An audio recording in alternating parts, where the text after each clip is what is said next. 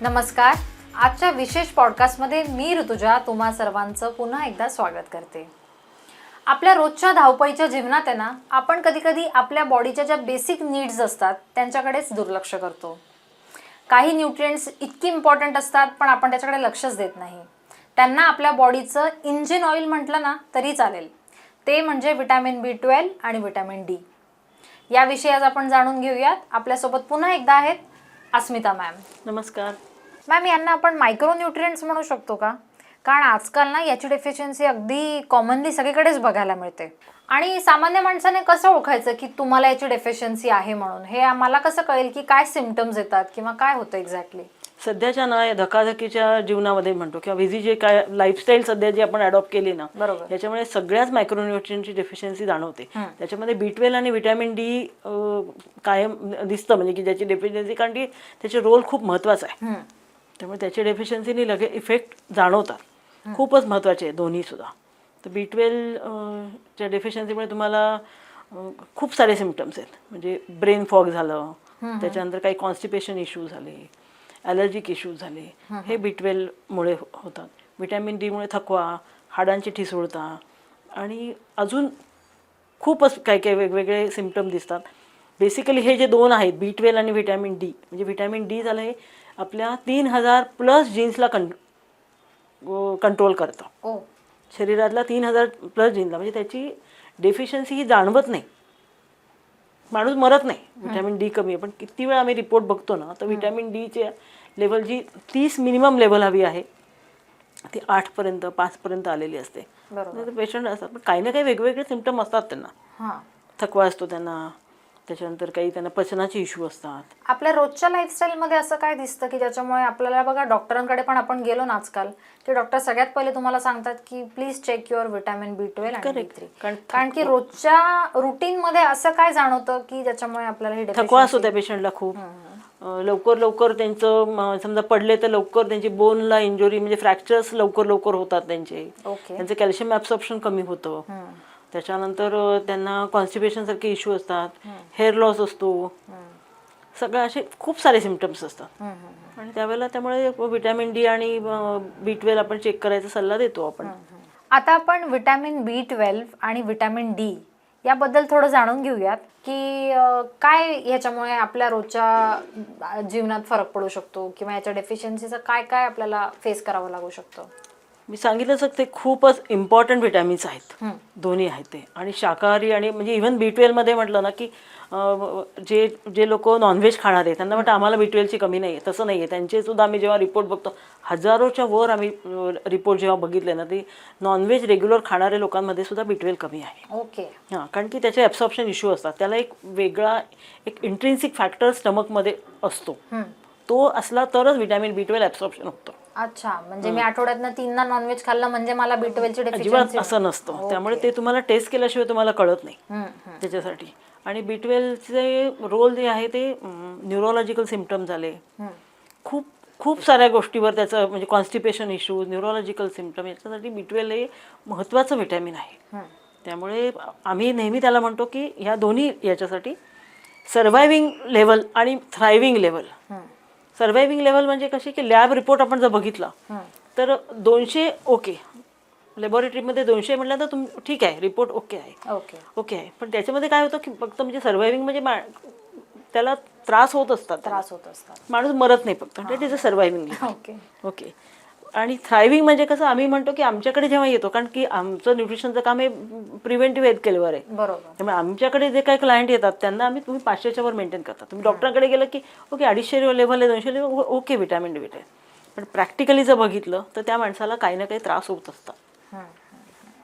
म्हणून आम्ही त्यांची लेवल ही 500पर्यंत, 500च्या वर असेल तर ती ओके. आमच्या दृष्टीने ती लेवल जी आहे ते 500च्या पुढे विटॅमिन B12 असेल ती ओके असते. तसंच विटॅमिन Dच्या बाबतीत पण आहे. विटॅमिन Dची 30पर्यंतची लेवल आहे तर ती मिनिमम लेवल आहे, ती मिनिमम लेवल. मिनिमम लेवल आहे. पण आम्ही आमच्याकडच्या क्लायंटला आम्ही म्हणजे 50च्या पुढे गेल्यानंतर त्याचे तुम्हाला बेनिफिट मिळतात. मॅम आपलं तर भारतीय पद्धतीप्रमाणे आपण प्रत्येक रिजनच्या हिशोबाने जरी बघितलं तर आपलं जे ताट असतं जेवणाचं ते अगदी परिपूर्ण असतं असं आपल्याला वाटतं की आपण आपल्या डाएटमध्ये सगळंच इन्क्लूड करतो, तरी पण आपल्याला सिव्हिअर डेफिशियन्सीला फेस करावं लागतंय. नाही, परिपूर्ण म्हणजे कसं असतं की आपण पोट भरू खातो, आपण ज्याला माइंडफुल इटिंग म्हणतो, की ज्याला नाही म्हणजे डेफिशियन्सीच्या दृष्टीने खाणं, तसं आपलं नसतं. बरोबर. कारण आता काय झालं, या लाईफस्टाईलमध्ये बिझी शेड्यूलमध्ये आपण जरी परिपूर्ण खायचं म्हटलं तरीसुद्धा प्रॅक्टिकली कोणाला वेळ नाही आहे. त्यामुळे डेफिशियंटच आहे ते सगळं काही. त्यामुळे B12 आणि व्हिटॅमिन D किंवा अजून बाकीसुद्धा याची डेफिशियन्सी नक्कीच असते त्याच्यामध्ये. आणि पोटाचे ज्यांना प्रॉब्लेम असतात, की आता आपण तर गट ज्याला म्हणतो आपण, तो बॅलन्स केलेला नसतो. कारण आपलं केमिकल, प्रिझर्वेटिव्स अशा टाईपने आपण खाणं खातो. जंक फूड आहे खूप आहे ह्याच्यामध्ये. त्याच्यामुळे काय होतं, तो सगळा जो काय गट डिसबायोसिस म्हणतो आपण, गट फ्लोरा हे झालेलंच आहे. त्यामुळे हे जे मायक्रोन्युट्रिएंट प्रोड्यूस करतात, ॲक्च्युली गट फ्लोरा मायक्रोन्युट्रिएंट प्रोड्यूस करतात बॉडीमध्ये, त्याचं ॲब्सॉर्प्शन वाढवतात. ओके, तो डिस्टर्ब असल्यामुळे काय झालं की आपल्याला जरी तुम्ही खाल्लं ना तरीसुद्धा त्याचं ॲब्सॉर्प्शन होत नाही. जसं मी सांगितलं तसं की B12ला इंट्रिन्सिक फॅक्टर नसेल तर होणारच नाही आहे, त्याला होणारच नाही. जीनमध्ये डिफेक्ट असेल, समजा जीनमध्ये डिफेक्ट असेल किंवा B9ची डेफिशियन्सी असेल तर B12 वाढणारच नाही आहे. असं जे आहे सगळ्या गोष्टीसाठी, याच्यासाठी मला रेग्युलर टेस्टिंग करायला पाहिजे.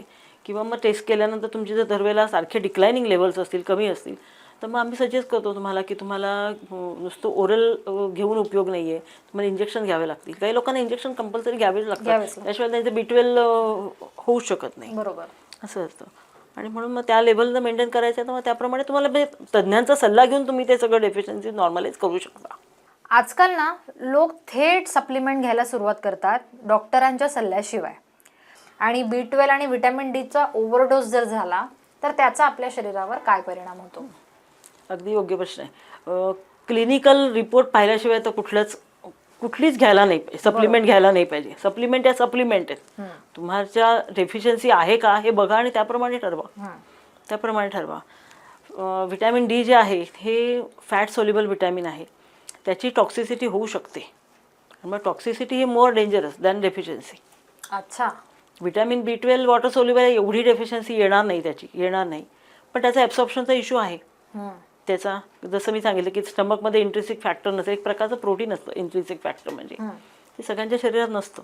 त्यामुळे मग किती नॉनव्हेज खाल्लं, किती B12 खाल्लं तरी ते नसेल तर ते ॲब्सॉर्ब होणारच नाही आहे. बरोबर आहे. आणि मग ही टॉक्सिसिटी व्हायला नको. त्यामुळे तुम्ही रेग्युलर टेस्ट करा आणि एखाद्या तज्ज्ञांच्या सल्ल्यानुसार ते सगळं घ्या. ओव्हर द काउंटर जाऊन घेऊन मनाने घेणं त्याचा काही उपयोग नाही. एक तर ते वेस्ट होईल आणि नाही असेल तर टॉक्सिसिटी वेगळे सिम्पटम येतील काहीतरी. म्हणजे नेमकं कोणत्या गोष्टीमुळे तुमच्या बॉडीतलं या विटॅमिन्सचं ॲब्झॉर्प्शन कमी होऊ शकतं? जसं की स्ट्रेस असेल किंवा कोणाला डायजेशनचा काही इश्यू असेल तर या कुठल्या गोष्टी असू शकतात? टॉक्सिसिटीचे व्हिटॅमिन B12चे तर फार दिसत नाही सिम्पटम, पण तरी चक्कर येणं, फटीग येणं असे त्याचे सिम्पटम होतात. व्हिटॅमिन Dचे असेल तर तुम्हाला टॉक्सिसिटी, ॲलर्जी काही होऊ शकतात, त्याच्यामध्ये थकवा येऊ शकतो, नॉझिया येऊ शकतो तुम्हाला. असे सगळे सिम्पटम त्याच्याने होऊ शकतात. आणि जे आपल्याला दिसत नाहीत असे अनरिपेरेबल डॅमेजेस त्याच्याने होऊ शकतात. ते प्रत्येक मॅन टू मॅन बदलेल कदाचित, पर्सन टू पर्सन बदलेल ते कदाचित, ते बदलतील, पण त्याचा त्रास होईल. म्हणजे मी एक एक्सपिरियन्स सांगते की एक मल्टीनॅशनलमधली एक VP म्हणून एक पेशंट होती. सगळं ट्रीटमेंट झालं कारण तिला सडनली दिसणंच कमी झालं. तिला ती कशी काम करणार, कॉन्सन्ट्रेशन नाही सगळं ह्याच्यामध्ये करायला. आणि डॉक्टरांचं सगळं एक वर्षभर डॉक्टरांच्याकडे ट्रीटमेंट घेतल्यानंतर डॉक्टरांनी हातवर केले की आता म्हणजे काही सापडत नाही, की रिपोर्ट वगैरे सगळं ओके.